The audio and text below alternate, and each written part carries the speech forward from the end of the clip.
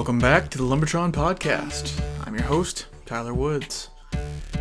Today's guest is Steve Egner. Steve is an entrepreneur, a certified good person, and the founder of Steve's Plumbing. From trekking mountains in Nepal to 150-mile bike rides, Steve's an apex predator with a humble presence. It just makes me want to have him as my dad. I sat down with Papa Steve in his office in Linwood, Washington to get some of his origin story. Put your toys away and pull up a chair. You just might learn something. Well, thank you. Thank you, Steve, for inviting me here, and welcome to the Lumbertron Podcast. Thank you, Tyler.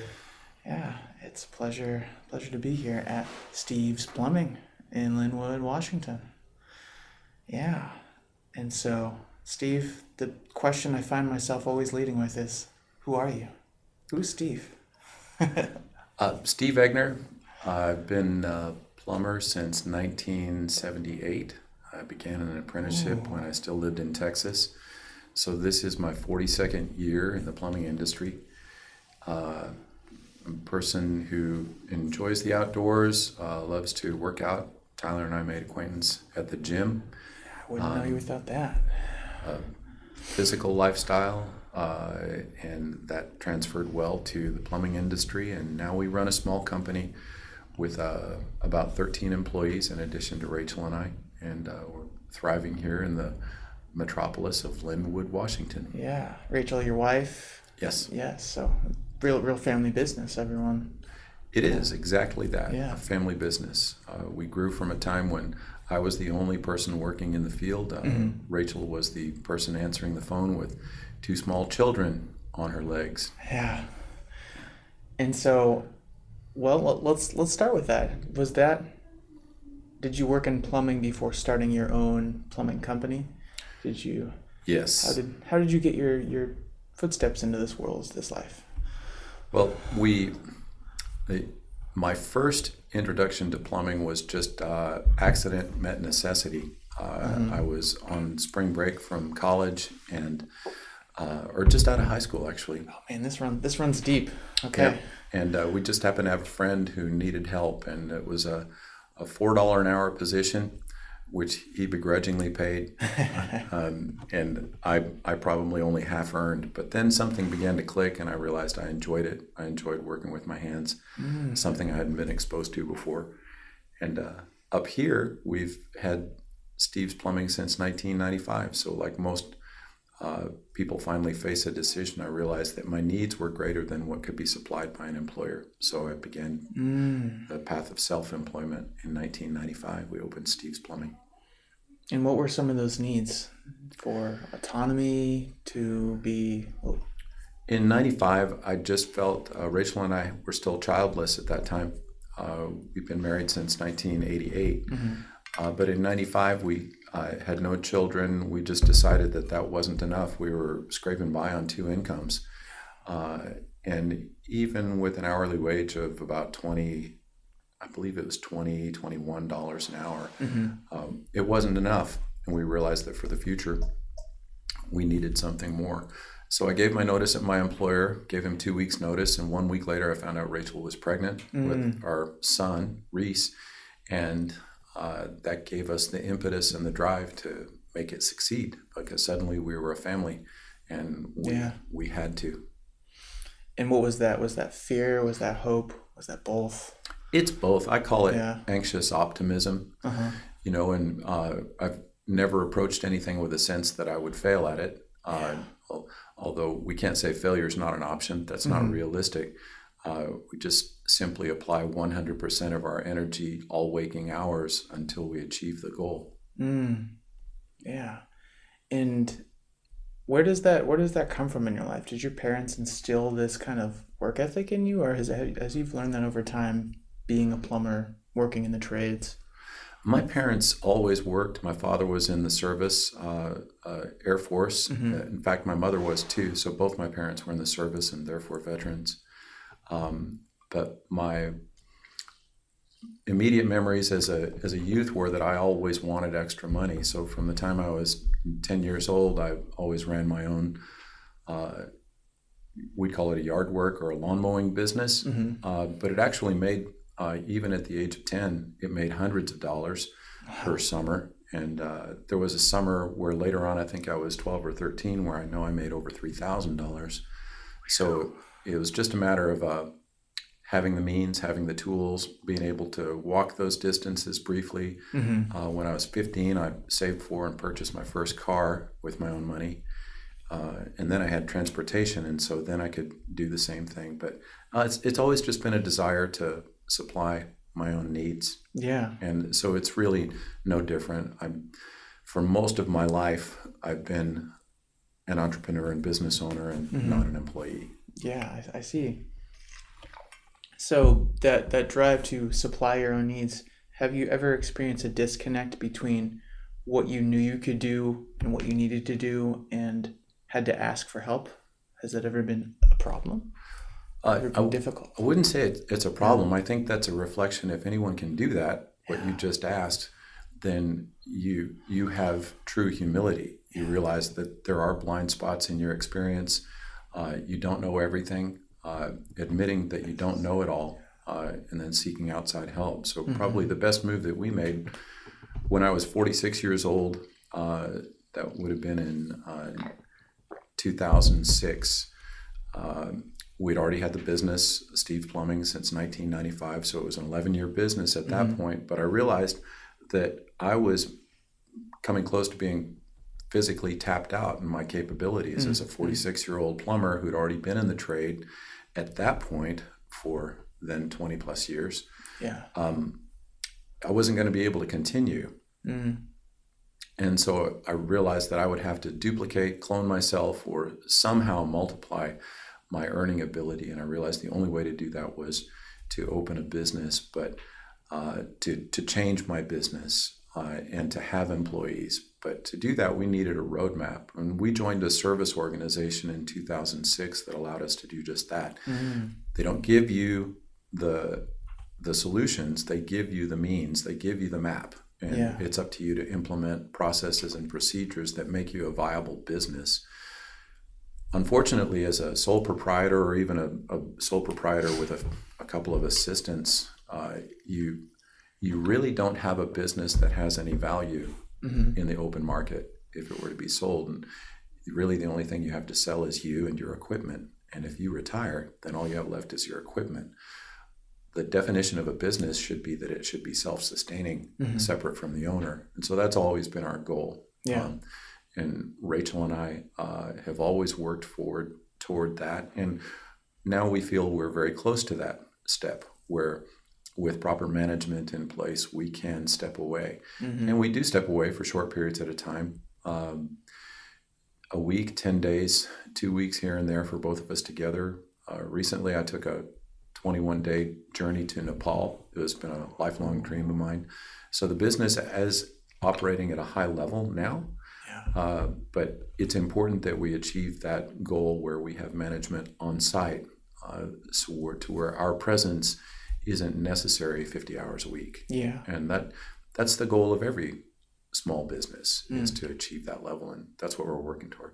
That's cool. Yeah. And so what does that look like now? What did it look like before, when you said 50 hours a week being on? Well, 50 hours a week would be a minimum. And I'd say that's still a standard. I'm here at the office shortly after about 7:15 every morning, and I'm here till 5 or 6 each evening. So that certainly hits me during the week. But when we were in our early stages of growth and I was still in the field, then it was routinely working every other weekend, Saturday and Sundays. We'd have 12 days on, 2 days off. Those were brutal times. Routinely, to get over those humps as we grew from 2006, 2007, you recognize those as recessionary years. We didn't know we were in a recession then. We just knew this was really, really hard. Just hard, yeah. And we began with just one other plumber and one other apprentice. And that person and I, Don Baum, and I would work alternating weekends. He would take one weekend, I would take the next. The apprentice worked Saturdays with us typically, but those would be 50 to 70 hour weeks because of that. And we were doing the work that other people weren't willing to do. And we watched many businesses close their doors and fail during that time. But we thrived. We attracted other people. We grew into that level. But we've had lots of years where, when I was still in the field, we had to devote literally all of our waking hours to it. And we still feel that way. It's no different. It's just now we have more systems in place to handle emergencies, after hours procedures, and we have a wonderful staff. We're really proud of the culture and the people that we have here right now. They're all people who want to be here and contribute every day to moving this ship forward. Yeah, really fostering a sense of community. Exactly. And has community always been an important part of your life? Have you felt more like a kind of a solo act, or now that you fostered this community, have you been searching for it all this time? You know, we create a place we hope that other people will want to be. We realize that we are our culture, and so this does not succeed, this being Steve's Plumbing, does not succeed without a willing, capable, and satisfied group of employees. And so we have to be very cognizant of what their needs are and what's important to them. The easiest thing for an employer to do is supply work. Employees are not all motivated by money. A few are, but not even our majority. Our employees appreciate work-life balance. They appreciate a work culture that is not highly pressured. They appreciate a work culture where they're properly and professionally trained to achieve the goals that we ask of them in the field. Compensation, of course, is absolutely essential. That's why we all get out of bed, right? But it's not the only thing that makes a company. Being in a supportive environment where their mistakes will not be a cause for humiliation. Mistakes around here are viewed as an educational opportunity, and a rising tide lifts all ships. We are that rising tide, and we discuss it in a dignified manner so as not to embarrass or humiliate an employee. No one has ever been fired here for a mistake at work.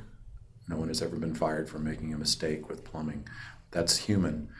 We use those to educate us all, but we also cover on a daily basis the strengths and successes of other plumbers, how they communicated with a client to get to a net result, how they tackled a challenging mechanical problem or a mystifying mechanical problem, and how they solved it. So we're a group that rely on each other. Frequently, these men, rather than calling me their manager, they'll call another plumber and ask him, hey, I know you faced this last week. What did you do? So we have that kind of culture, and we're very, very protective of it. Yeah, that shared experience, that internal network to be able to draw from. Right. Yeah, that's really beautiful. Well, you fostered this awesome community. You mentioned some fitness, going to Nepal. What brings you joy outside of this business in plumbing? I really like to engage the world. I'm not a kind of person who's happy with routine. I like variety, and I thrive on change. And for outdoor challenges, I tend to prefer what my friend Jesse calls type 2 fun.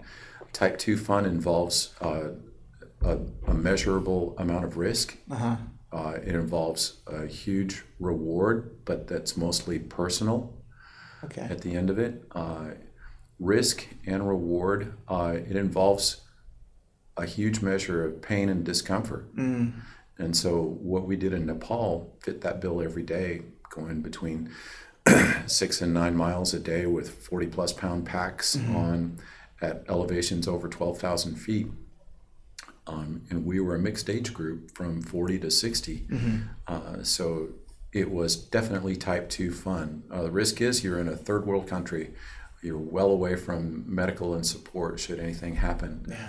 So while rescue would be available, it's not necessarily a given the moment. We spoke to a guide over there in Nepal who had witnessed the avalanche that took 6 climbers' lives. He was less than 30 feet from the 6 climbers who were swept away in an avalanche on Annapurna during our trek.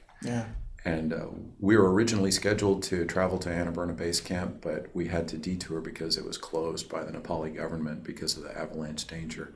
But that level of danger, it's not that we were seeking out avalanches, but we were seeking a true adventure away from I think the stereotypical opposite of that. The exact opposite would be a cruise ship. Yeah. Which we now learn has some risk. Yeah, it might be risky, especially might be this type time 2 in fun lives. on a cruise, but that's not my kind of travel. When I fish, I like to hike miles and miles and cover huge areas of the stream, and I love doing that with company, but I love it even more solo. And other activities, when I'm in the gym, then I'm pushing my body toward a goal. I want to do more long distance cycling this summer, and so right now I'm leaning down. I'm concentrating more on aerobic capacity and pushing those. But still, you'll find me at the gym. Whereas last year my goal were powerlifting goals, and this year they're more aerobic and body composition goals. Just channeling that grit and discipline into different areas of your life. Yeah, according to what I want. According to what I want. 2 years ago, all I wanted to do was pull heavy things off the ground and see how much they weighed. And this year, I wanted to travel comfortably in Nepal, and I wanted to feel comfortable at 10,000 feet and not winded. And I did not want to be that guy that had to take a break every 20 feet. And the training that my friend Jesse and I incorporated in the months prior definitely prepared us. We were comfortable. We did have an incredible feeling of exhilaration and accomplishment at the end of it. And that's type 2 fun. It's the same thing I feel when I finish a 150-mile bike ride in one day over 2 mountain passes. It's incredible accomplishment. Yes, there could be hundreds of people who finished before me, but there are hundreds who finished after, and we all share the same sense of accomplishment after that because there was risk, there was discomfort, there was a measurable goal, and a feeling of exaltation at the end. Hey, I did this. And that ties into this too, because there's a physical challenge. Stress is physical. It's not just mental. Stress is physical. And I know that this history of events in my life that I've set as goals and the things that I've accomplished, those parallel in my mind. I can accomplish these goals too. They're new and they involve discomfort, time outside the comfort zone, and they involve risk too. It's just a different kind. So I think that it uniquely prepares us to succeed in those too. Now you mentioned the feeling of accomplishing those, like the 150-mile bike ride. I think you used the word exaltation. Yeah. Do you have any spirituality in your life? Is accomplishing things like that bring you closer to something greater than yourself? I believe in a supreme being. I don't believe in religious institutions. I have no faith in religious institutions. Of course, I believe in them. But outside of that, I really have no knowledge of anything after this, and maybe that's one of the reasons why I feel a sense of urgency at this stage of my life to physically experience as many of these things as I can, and to work as hard as I possibly can to ensure that my family are provided for, that my wife and children are cared for and have opportunity in the field, because I don't take it for granted that there's something else for me or for them. I'm uncertain of that, and so it causes me to want to get these things done in my life while I still can. I'm not going to wait until full retirement to jump on the cruise ship circuit and eat myself to death. That's just not going to happen. Obesity, diabetes, and heart illnesses run in my family, and I take that as a warning. Okay, so all this effort that I put toward healthcare and physical fitness, those are important for me. If I didn't do those, then I would just be with the rest of the genetic demons of my family.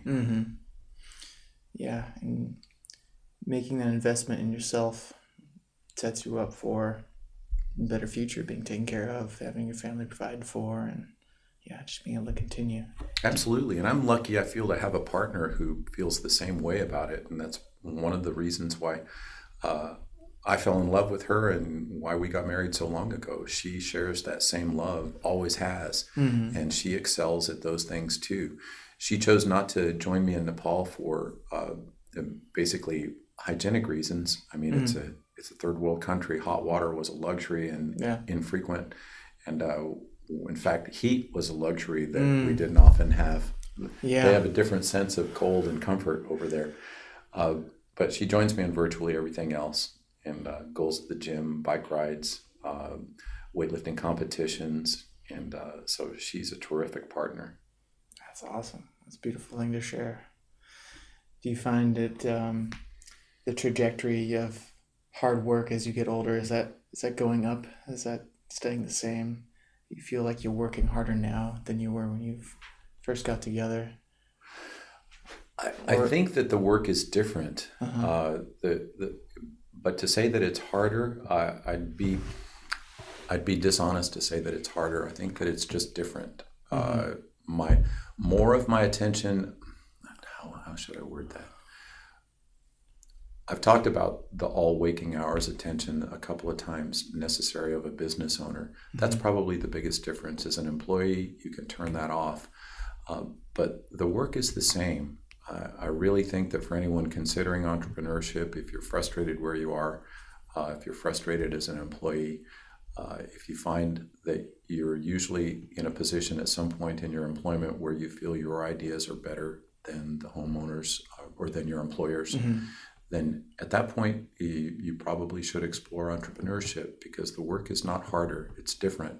There may be more of it at different times as you realize that when you put your tools away at 5 o'clock in the evening, you're still going to be handling paperwork and other marketing questions and you just get out different tools till you go to bed at 9 p.m.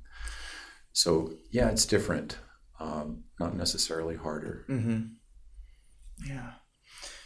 What about, as well as you mentioned a lot of physical goals, did you have all those same drives when you first met Rachel back in, you'd say you got married in 1988? How's that changed? Life prioritizes things for you. So when you have children, that impacts your life, and it definitely impacted ours in a positive way. But those tend to put a different face on your priorities for a little while. So, there was a time there where we're both occupied mostly with kids, but the children have been raised around Rachel and I doing these kind of events and following these interests all of our lives. The kids would always identify me, Rachel and I, as parents who had physical activities, and they joined us in those largely.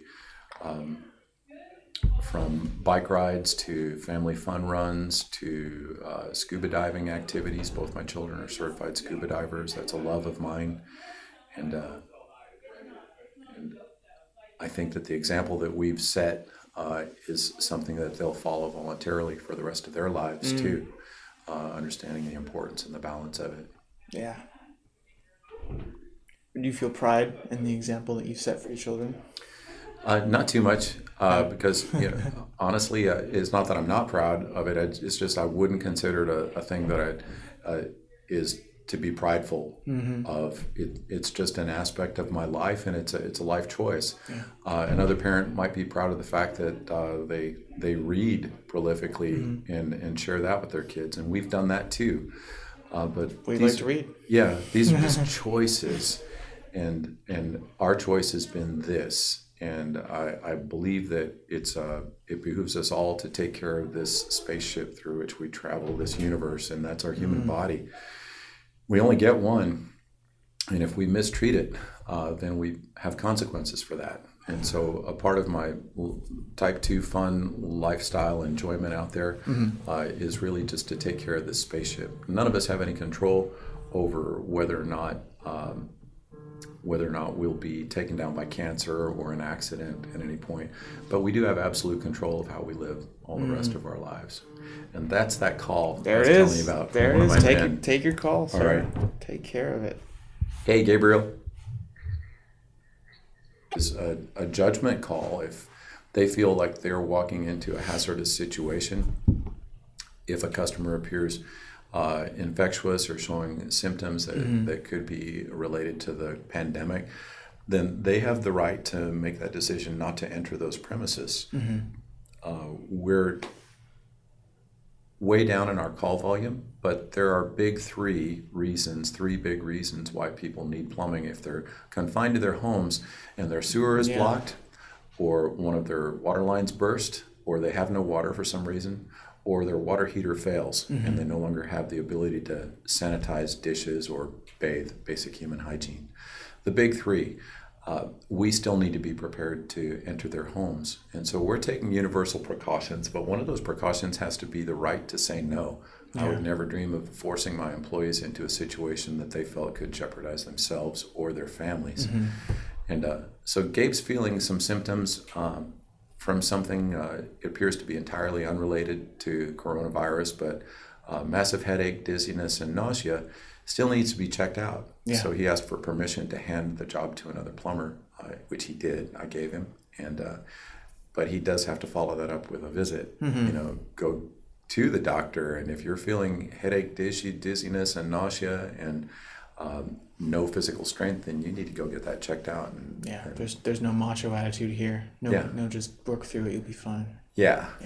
And we can't afford that today at all. We can't even afford the appearance of impropriety. We had a plumber that called in 2 nights ago, and he said, "Hey, Steve, just wanted you to know I'm getting a runny nose and watery eyes. It's just allergies, though, so I'll be able to come in tomorrow." And I said, "Oh, no, you won't. You don't get to do that in this environment." A runny nose and watery eyes would trigger so much alarm. And yes, it has been diagnosed since then. It is just his allergies, but it doesn't matter. It's the perception of a threat. We're not going to contribute to that. Our mission in this time is simply to calm people's fears, settle their fears, lower their anxieties. They called us for an emergency. We're equipped to settle that emergency. We're able to take universal precautions, washing our hands before and after every job, wearing rubber gloves where necessary, completely sanitizing the work area before we leave. We're absolutely not going to negatively impact anyone's health, and I'm not going to send out anyone who is symptomatic, anyone who is sick. And my employees are largely self-monitoring, but we're not going to send a sick employee into their home. That's that level of reputability, and I guess that comes with the community that you've created here, level of standard, level of trust you built. We have to appreciate them, and we love them all and concern for them and their growth, not just as plumbers and employees, but their growth as families and human beings, and that's a big part of our culture. A holistic approach. So what's next for Steve's Plumbing? Is it just, are there any exciting things on the horizon? Is it just going on ahead? Oh, it's always a matter of growth. We're positioned to, 2 of our apprentices will be in the field within the next year. So currently we have 7 technicians. We'll have another technician joining them in the field in June, and another technician joining them in the field in January. So at that point we'll have 9 technicians altogether. We're continually hiring and training apprentices, and we're looking forward to a new training opportunity for them to accelerate their learning curve and make them more productive in the field and assist our technicians better. But our pathway is for growth. We would love to have a new facility. We would love to find a space that was sufficient enough for about a 20,000 square foot building and sufficient yard for our trucks and equipment, parking lot. That's on the horizon. We're looking for that actively, but yes, we have to be growth minded, and we are, and projecting toward the future always. What about you?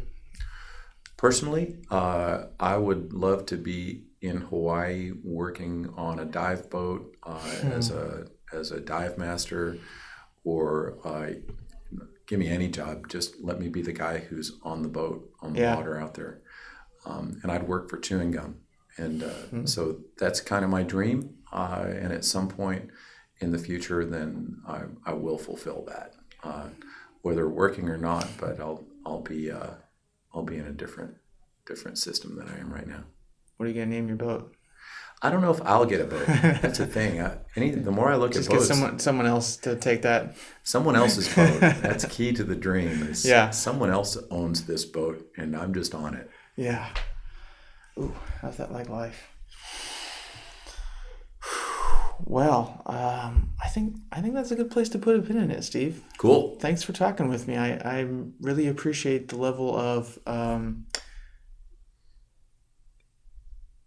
what was the word you used? Optimism, the anxious optimism. Anxious optimism that you Yeah. bring in levity to all situations. Thanks. It's very, very calming. Thanks. So, thanks for talking with me, Steve. All right. Good day, Tyler. Good day, Steve. Words of wisdom. Steve is a truly great human. It was an honor to listen to his story. Hope you enjoyed it too. If you have any questions or comments, please send them to lumbertronic@gmail.com. And until next time, keep sharing your story.